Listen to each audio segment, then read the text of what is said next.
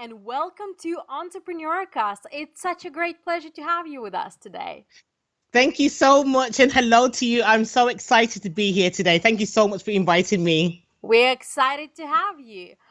Paula, before we get going with the business side of things, tell us a little bit about who are you outside of your business and what do you enjoy doing in your spare time?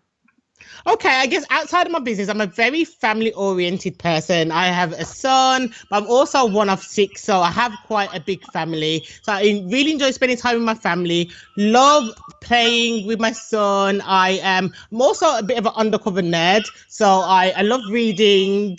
I love studying business. Literally, I can't stop studying business because things change so quickly. And I spend my mornings at the gym, so that's me outside of work. Amazing. And what about your business? Tell us what is it that you do and what inspired you to start it?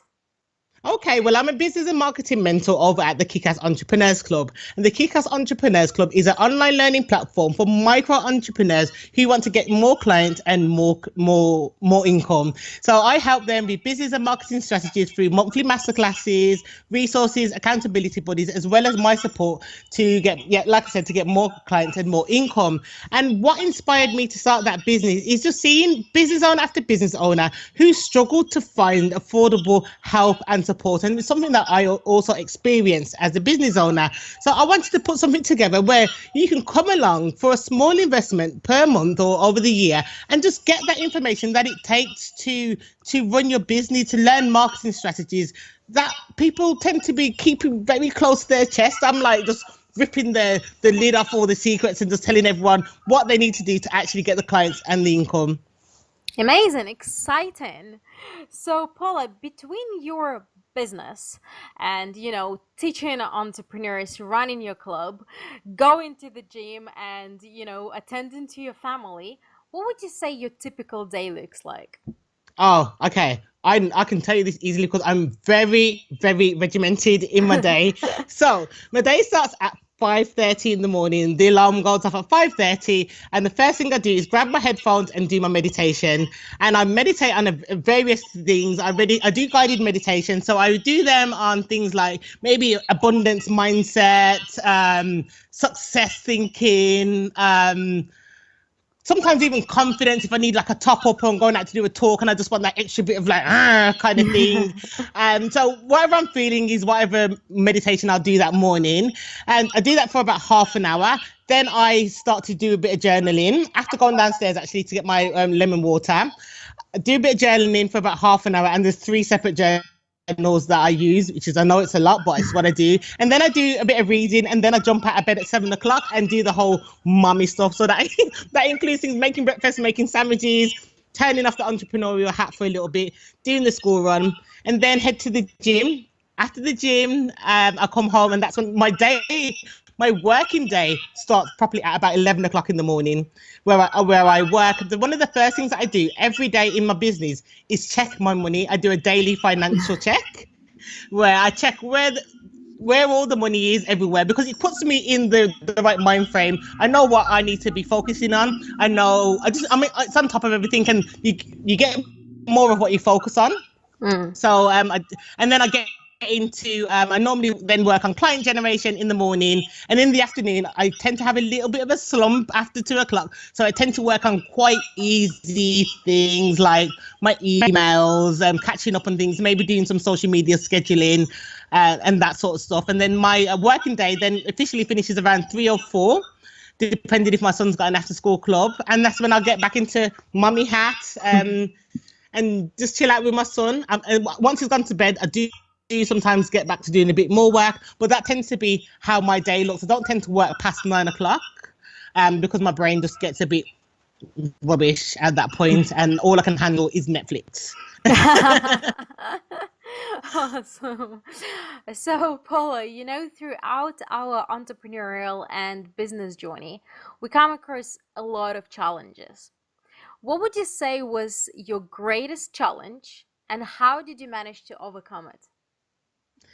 I would say probably one of my biggest challenges was mindset issues. I say was, and I can say is, because I wouldn't say that it's something that completely gets fixed, like completely. And I used to have really limiting beliefs. So, say for example, if I might see someone in a similar industry to me, but they earned maybe 20 grand a month on, and maybe they done a launch or something, and they got 20 grand. I used to think that they were somebody special, and they've done something really unusual that Paula wouldn't be able to do, and that's them because they're really unique and special. And so I didn't used to try and shoot for the stars because I just thought, well, there's no way that I'm ever going to hit it, until I realized that was a really limiting belief, and it allowed me only to get to a certain amount. Well, I'd set this ceiling that I didn't even realize that I had. So business-wide, I was only I was doing okay, but it was never, it wasn't six figures, or it wasn't where I could do whatever I wanted to do. I could live, I could do stuff, but it just wasn't fantastic because I'd placed those limits on myself. So to overcome those limits, I just started to go on a bit of a journey of self-discovery. I started reading books. I started listening to podcasts.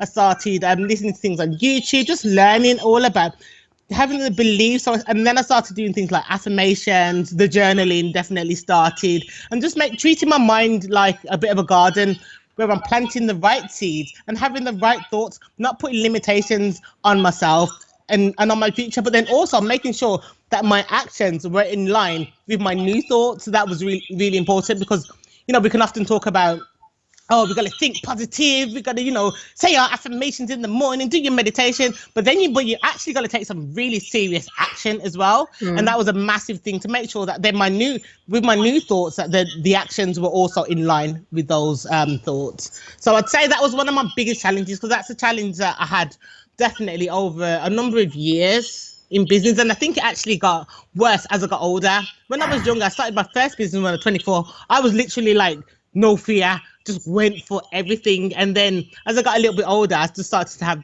these limitations. But now, no more. The odd day things might come in, and then I'm like, no, Paula, no, remember. Sometimes with personal development, you've got to remember to keep dipping into it, because it's like a bath.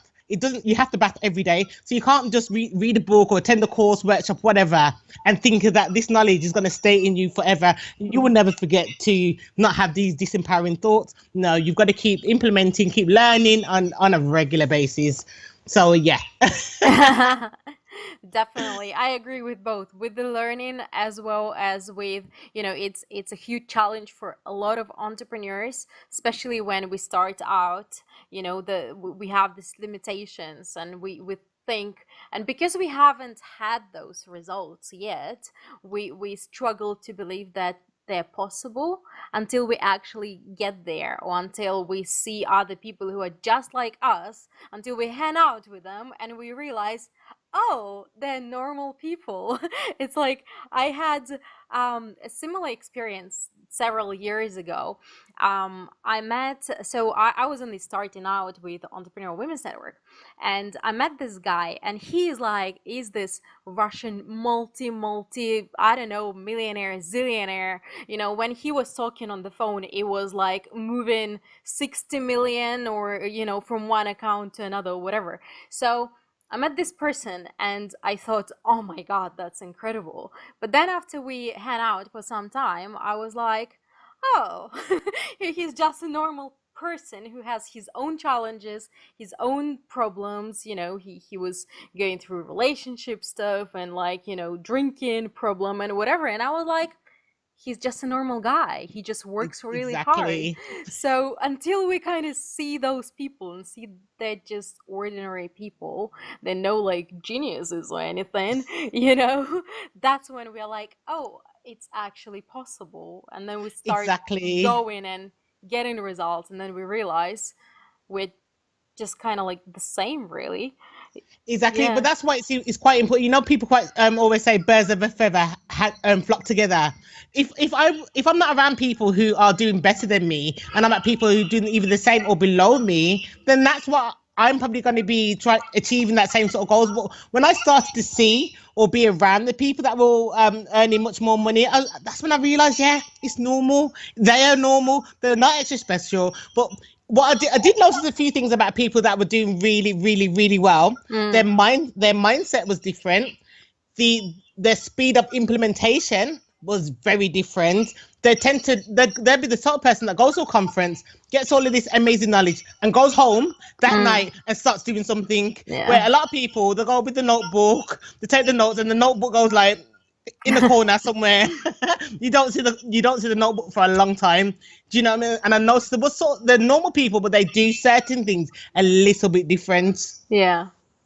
So Paula, we went through the challenges, but on the bright side of things, you've been in the business for a long time, so I'm sure you came across a lot of successes. So what would you say was your greatest success? Oh, do you know that's a really hard question? Why is that? Why is I that so? get that a lot, by the way. I mean, you know what? It is a hard question, but I should just say what immediately came to my mind. Where there's one of my biggest successes is seeing my clients do amazing stuff off the back of the information that I've given them. And sometimes they must think, Paul, are you for real? Because there's one client in particular who was very new to business. She started this year. And just from the information that I gave her, she launched a business. She's getting clients left, right, and center, and she's doing really well. And I'm like, was that from the stuff that I gave you? And it's not because I doubted what I gave, because I only give people the information that I learned myself, that I've tried and tested. But to see somebody's life changing and to see their business change because of the information that I provided was like, that's amazing to me. That's worth to me more than money, because I'm having that impact on somebody else, and that is like, it's significant, isn't it? And that gives me a high. Honestly, like, who needs drugs? Just get some results, and I get so happy.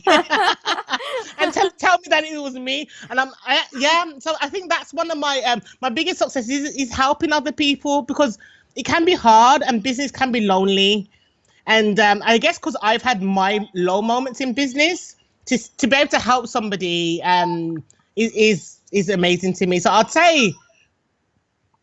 would say that's my probably biggest high point in business. Awesome. Love it. So also, Paula, as entrepreneurs, we come up with a lot of ideas. Where would you say do you come up with your best ideas? As in the location. Yeah. I was the wrong person to ask that, because my ideas are known as toilet ideas. I call them because I could be sitting in a meeting with you and we might be having a brainstorming session and I get stuck and I'm going to go to the toilet. I know I should say bathroom, that would be the more polite way, but me. And then I go to the toilet and things just pop into my head. And I don't think it's about going to the toilet. I think it's probably about having that space, that time away. Yeah. Things just pop into my head. I come out with amazing ideas. And now when I get stuck, people say, just go to the toilet. Yeah. So that's where my ideas come from. Awesome. Well, that's not the first time I hear that. So Oh wow. It's quite common. Toilet or shower, yeah. Yeah, I can shower a lot actually. Paula, you mentioned quite a few times already about journaling, and that you have 3 journals. Can you tell us a little bit more about that? Why do you have 3 journals, and what do you do in your 3 journals? Okay, well, there are 3 very specific journals, and my 3 journals are based on my 3 goals. I work on 12-week goals, 12-week years. So every 12 weeks I have a new goal, and I tend to work with 3. So my 3 journals are, one of them is about finding a husband, because I'm single, and I want to find a husband, not a boyfriend, not just a friend that comes over every now and then. I'm very specific about what I want, what he looks like, and I journal about that, and I even write letters to my future husbands, and I just journal about that journey. I also journal about food, health, so health goals. I journal about, and that contains like food planning, weekly weigh-ins, when I'm slipping, when I'm starting to eat crap. I tend to go backwards if I stop journaling about my weight loss journey, and that holds me accountable. And then the 3rd journal, which I think is my most important journal, is around my business and personal life, because the 2 are very much intertwined. With me, they are anyway. So I write down my goal every day in that journal because I heard that's what millionaires do. No, millionaires apparently do it once a day. Billionaires do it twice a day. I do it once a day. I start off with going two later, but and I talk about how I feel, what my aims are, what I'm doing, and I find it very therapeutic. Sometimes I don't. Sometimes you're not aware of how you feel at a specific time, and through my journaling, I get to just release any thoughts, any anxieties, any even ideas will be in there. But what I tend to find in my journals is when I look back, I see my growth because on a day by day basis, I don't necessarily see the growth. And sometimes I'm frustrated that I'm not getting results as quick as I want. I'm not implementing as much as I want. But what it is that half the time I'm planting the seeds and then I'm nurturing the seed and the seed is growing and then I get the results. But I'm very impatient. So I'll start something today. I'll start writing a marketing campaign and I want results tomorrow. But I haven't even sent out an email. But then I'm frustrated. Why haven't I sent out the email yet? And I'm like, slow down. So when I look back, I just see progress. I see growth. I see times when I was really down and I didn't even realize it. Sometimes I look back and I'm like, wow, Paula, you sounded so sad then. But I'm so positive that I probably just put a positive spin on that day and I didn't even realize. But in a journal, it's just for me, so I'm honest. I don't lie. I just come out with my true thoughts. Like no one else is reading it, hopefully not anyway. But yeah, and I just find it clears my mind. I can write things down. I can let things go. And I feel like it's important to offload. It's important that my mind's clear and that I have clarity in order to work on my business, and to have ideas and to be able to be creative. I'm not holding on to stuff up here. I feel like it's really important, especially as a business owner, to do that because you need that clarity, that focus, that peace of mind in order to face the challenges in business. Yeah, definitely. Um, I do believe in journaling, and I hear quite a lot of people about journaling. I'm really terrible with journaling. I tried it several times, but I just can't keep up with it, and I forget about it.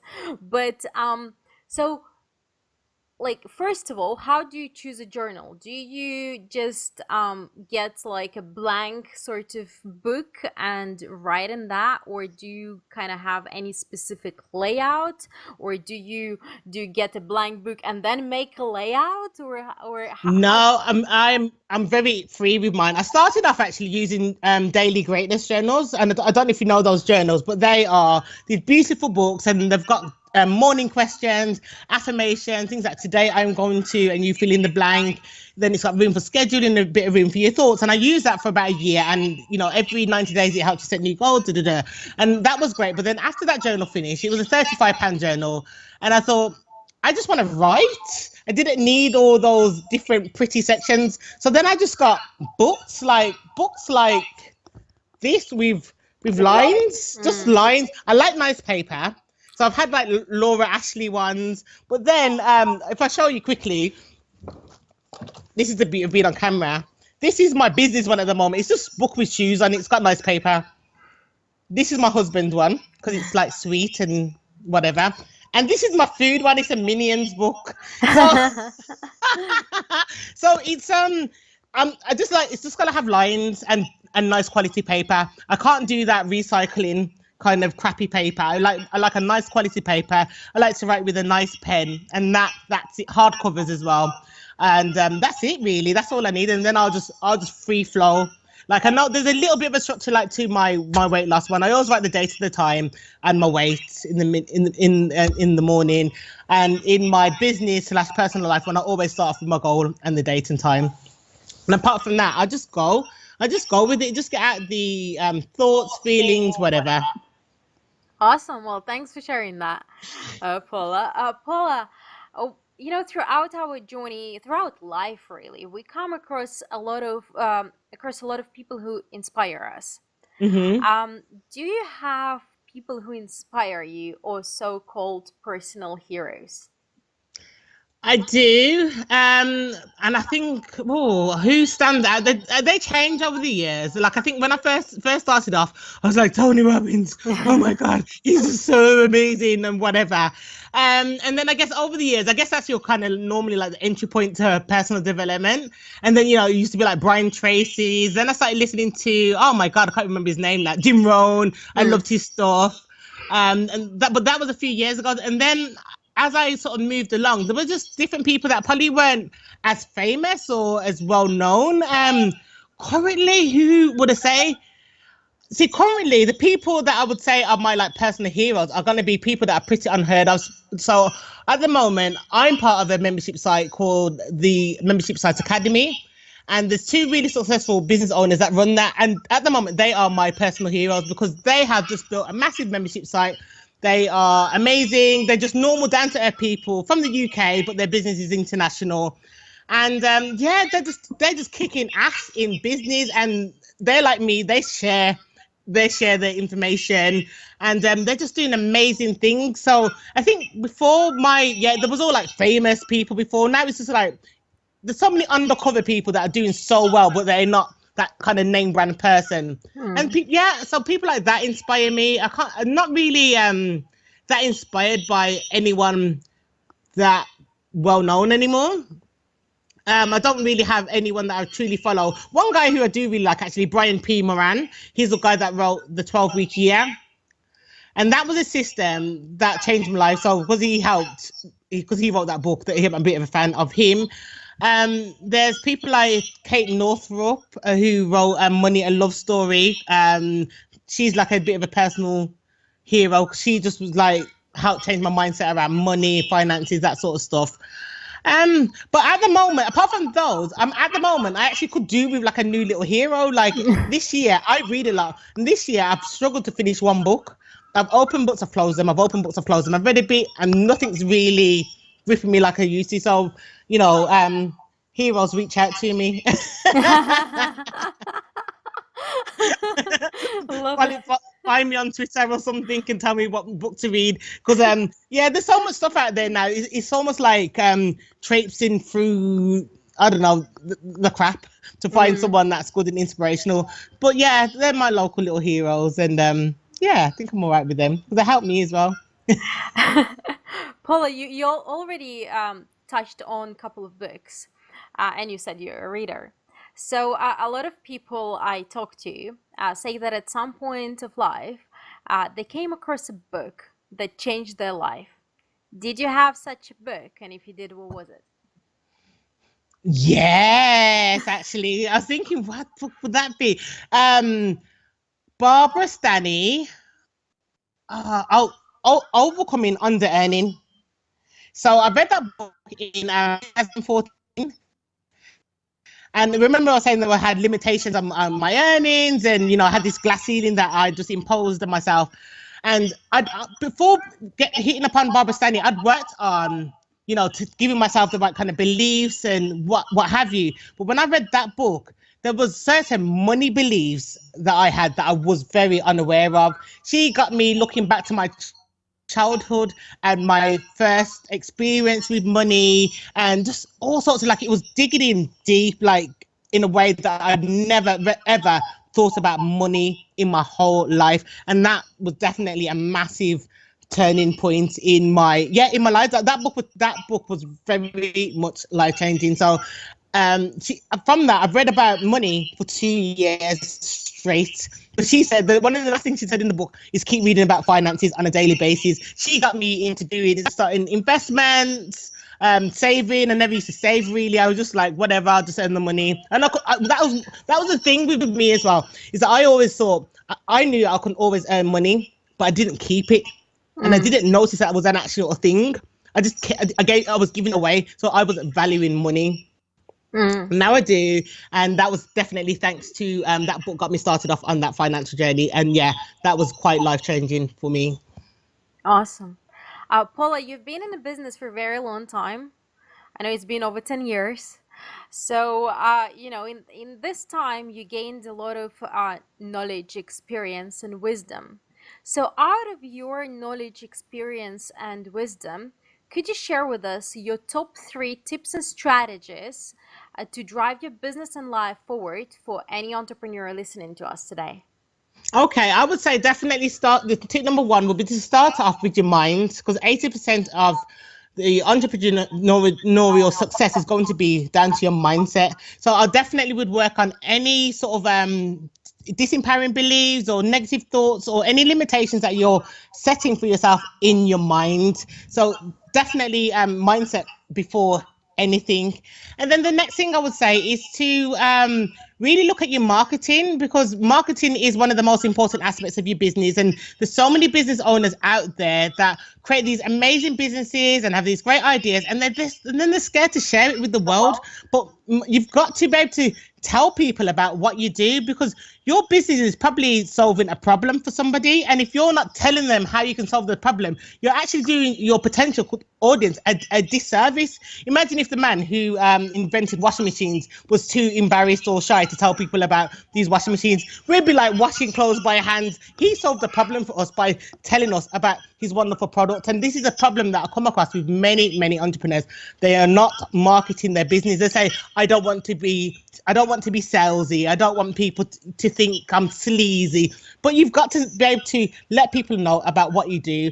So that's number two. And the third thing is to take lots and lots of consistent, persistent, massive action. And then I'll even add on a tip number 4, which would be to have tenacity, because business is tough.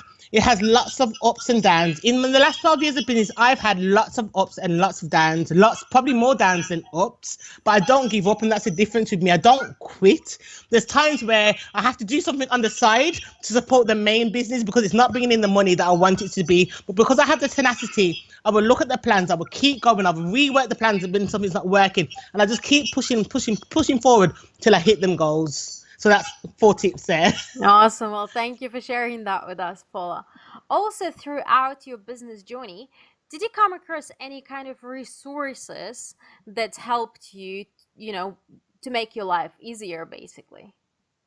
Yes, actually. Trello is a online resource, if that's the kind of resource that you mean. Trello has helped my life massively. I literally am so organized because of Trello, because it's everything's in one place, and I can just I organize marketing campaigns through it. I can organize my master classes. I organize holidays. My son's school uniform is in checklists in Trello, and that's just a great way of having everything in one place.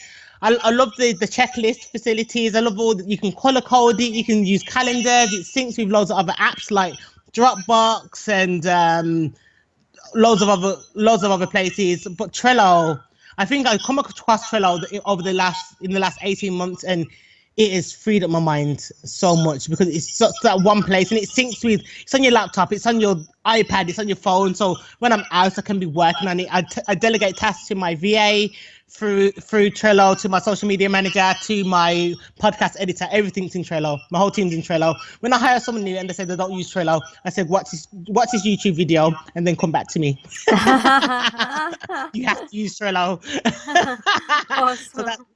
that's my resource. I heard about Trello from quite a few people, but I haven't been using it yet. So I guess I probably will start looking up Trello and seeing, why everybody creates such a buzz around it. That was the thing with me. I heard about it a lot as well. And then one day I thought, let me just look into this thing. And then I just got a bit obsessed with it. I started watching all these videos on YouTube about it. And I was like, yes, this is what I've been looking for. Because you can just get all your ideas, your plans, and it helps you to just get things happen, like processes, systems. Like I have a process basically, like for, say when I do a podcast, there's a process of things that have to happen. There needs to be a social media graphic. There needs to be show notes. It needs to be uploaded to LipSync. It needs to be posted in Facebook groups. It needs to go to my mailing list. So I have that in a checklist in Trello. Because before I was just trying to remember, what do I do every time I get every time I post a podcast again, and then now I can just reuse this list over and over and over again. And that's one of the small features of Trello, which is it's brilliant. Amazing. Thanks for sharing that, Paula. Paula, you've been in a business for a long time. I know you've made a huge transition from, working first, mainly offline, and then working with a lot of one-to-ones, and then you transitioned online, and then you opened your membership to people, so now you have all these members as well. You've done quite a lot in this space of time. But what is next for you? What's your next big goal, aim, dream? And if there is somebody listening today who could potentially help you get there, who would it be? Okay.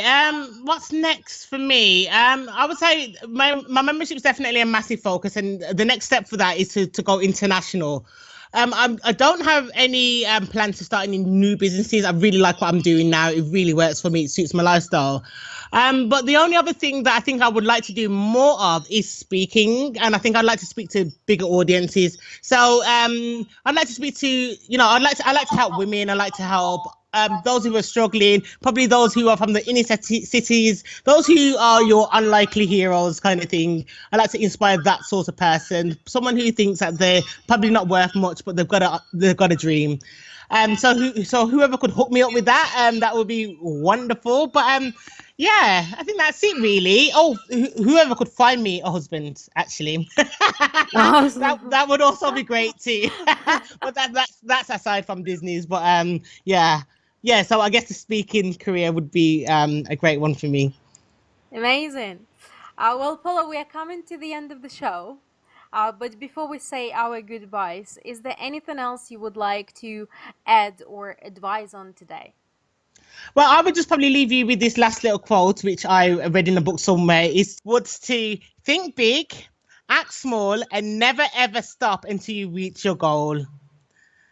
And that's it really. And if anyone would like to reach out to me, I'm on all of the social media. Just look up Paula Hemmings, Twitter, Facebook, Instagram, everywhere. You'll find me. And my website, if you're happy for me to share, is Yeah. kaentrepreneurs.co.uk. So check it out, have a look, and see if there's anything that you like, and just drop me a message if you need any words of wisdom, helps, advice, or any marketing support. Amazing. Well, thank you for coming on the show today. It's been amazing. Thank you for, sharing with us and making time for this. And I really look forward to meeting again in person. Definitely. Thank you so much for having me on the show today.